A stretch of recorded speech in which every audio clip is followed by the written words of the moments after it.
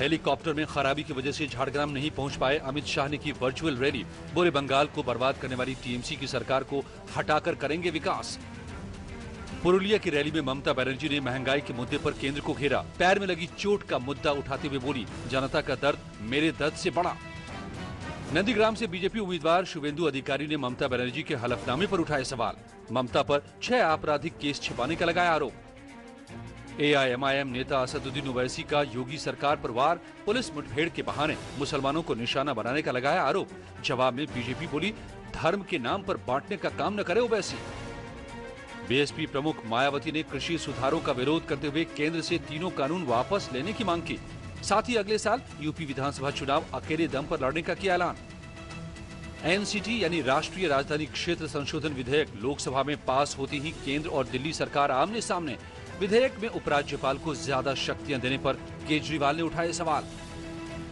देश में तेजी से बेकाबू हो रहा है कोरोना। पिछले 24 घंटों में 26,000 से ज्यादा नए मामले, जबकि 118 लोगों की मौत। अकेले महाराष्ट्र में आए 16,500 नए केसेस। पुदुचेरी में शिक्षा विभाग ने पहली से 9वीं क्लास के सभी छात्रों को बिना परीक्षा किया पास। कोरोना संकट की वजह से लिया गया ये फैसला। होली के मौके पर दूसरे राज्यों से बिहार आने वाले लोगों की होगी कोरोना की जांच। महाराष्ट्र, पंजाब समेत कई राज्यों में कोरोना के मामले बढ़ने के बाद नीतीश सरकार ने लिया फैसला। नागपुर में 21 मार्च तक लगा लॉकडाउन, फिर भी कई जगहों पर लगी भीड़। नागपुर में पिछले 24 घंटों में कोरोना के 1252 मामले आए सामने। अभिनेत्री गौहर खान ने कोविड पॉजिटिव होने के बाद भी की शूटिंग। नियमों का उल्लंघन करने के आरोप में बीएमसी ने दर्ज की एफआईआर। देश में थोक महंगाई 27 माह के टॉप पर। फरवरी में 4.17% रही दर। खाने पीने की कीमतों ने बिगाड़ा हाल। निजीकरण के खिलाफ 10 लाख बैंक कर्मचारियों की देशव्यापी हड़ताल। बैंकों में प्रभावित हुआ कामकाज। कल भी जारी रहेगी हड़ताल। सप्ताह के पहले कारोबारी दिन सेंसेक्स निफ्टी में गिरावट। सेंसेक्स 397 अंक लुढ़ककर 50,395 पर हुआ बंद।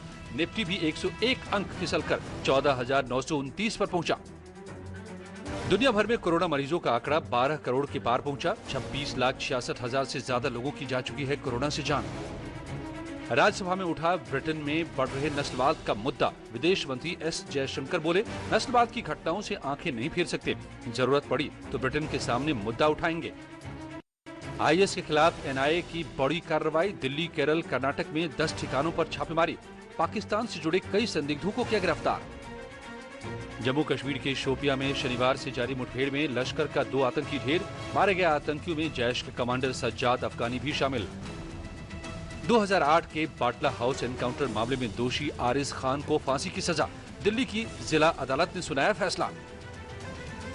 लखनऊ में बीजेपी सांसद कौशल किशोर की बहू अंकिता ने की खुदकुशी की कोशिश। सांसद के बेटे आयुष पर लगाया धोखा देने का आरोप।